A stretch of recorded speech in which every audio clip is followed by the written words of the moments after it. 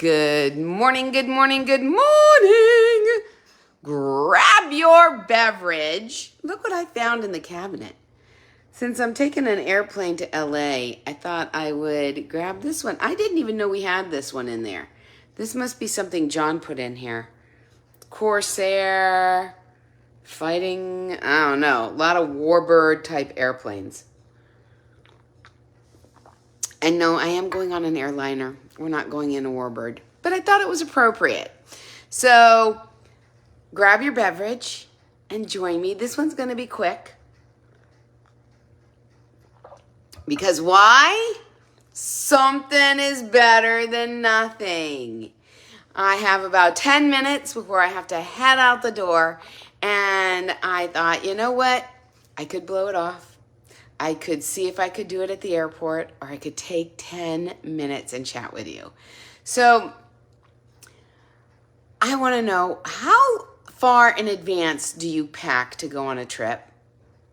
How far in advance do you pack on a trip? So typically, I'm up until like midnight the night before. Whether I am leaving at 6 a.m. or I am leaving at noon, I usually pack the night before.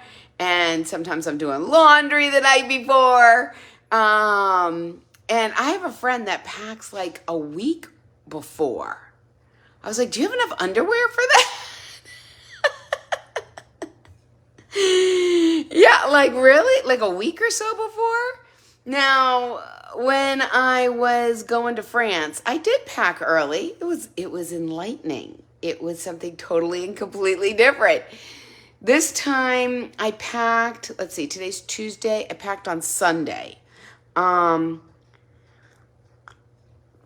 after talking to my friend, she was like, yeah, you might want to dress in layers. And I was like, I want to throw one more thing in there. And I want to, do this and all that. So, yeah, I did a couple of extra things. Ugh! If only, hey, Sita, if only I could just stick to the plan.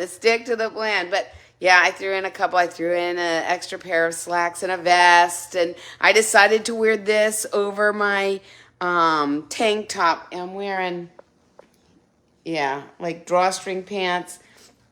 And I thought it might be cold in the airport or the airplane. And yes, I always travel with a hoodie.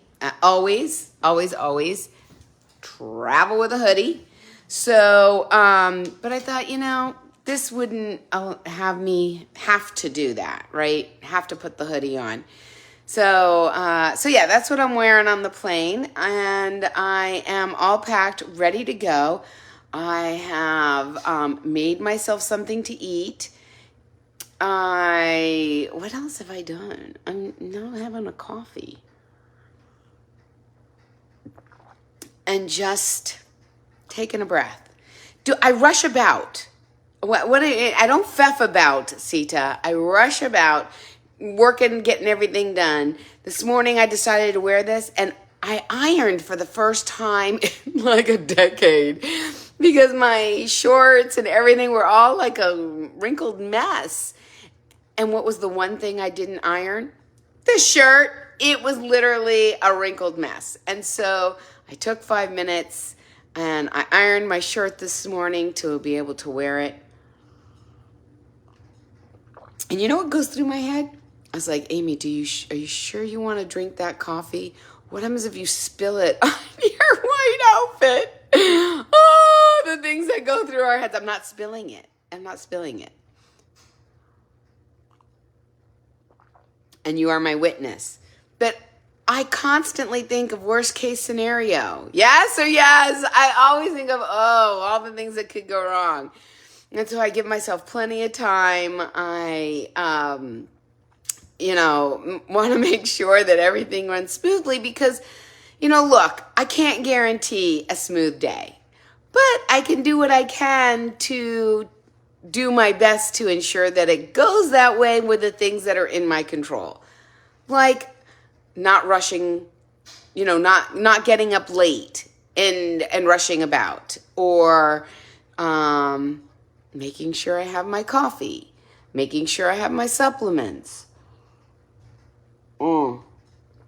Yeah, I actually had to go looking for a fork to eat I brought like all the leftovers. All the leftover vegetables, and I had leftover pork and some berries, and I just kind of put that all in a Tupperware, just in case. Yeah, I did actually order a meal this time.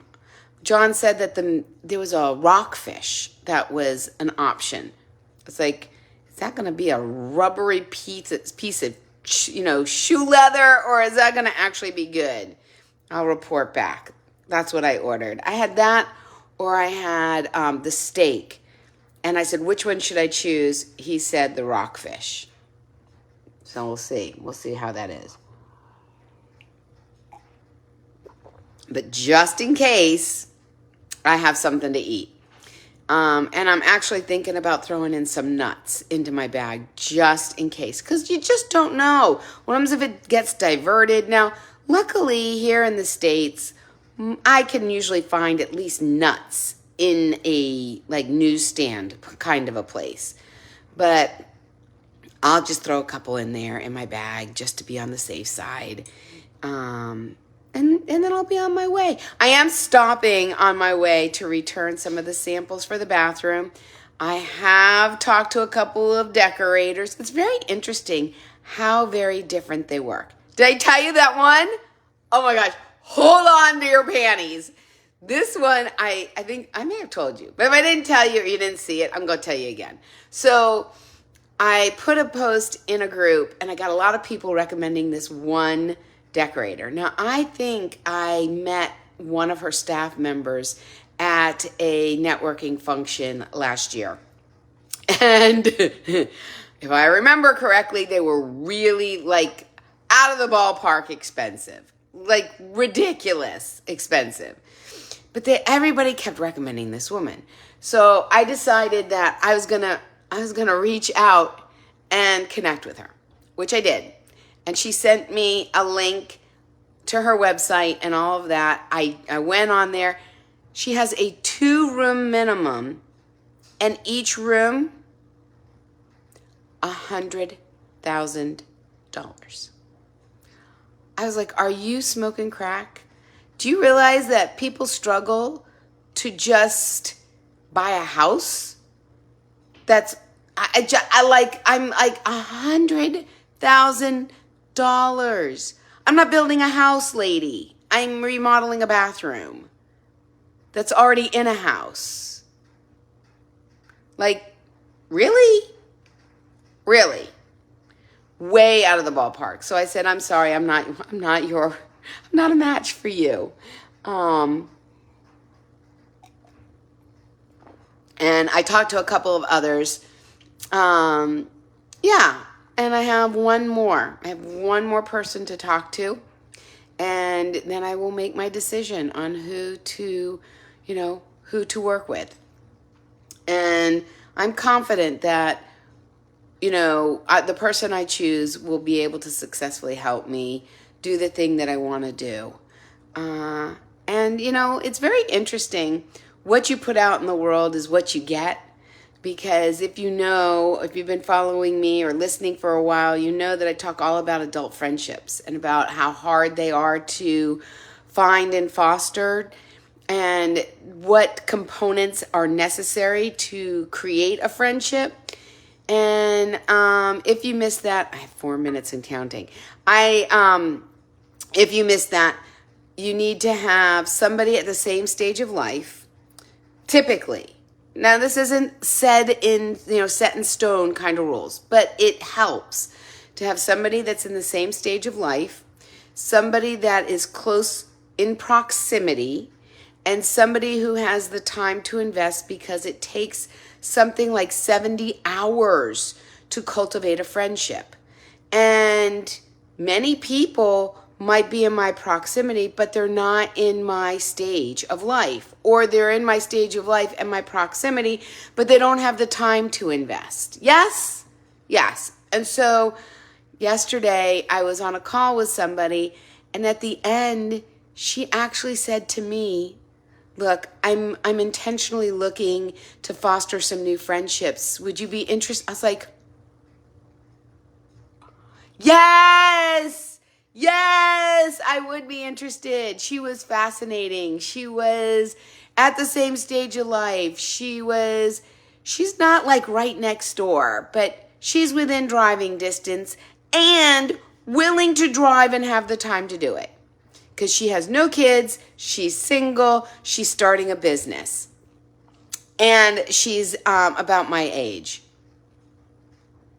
So, put out there in the world what you want. You might just be surprised and get it. And on that note, I'm going to wish you a totally terrific Tuesday. Cheers.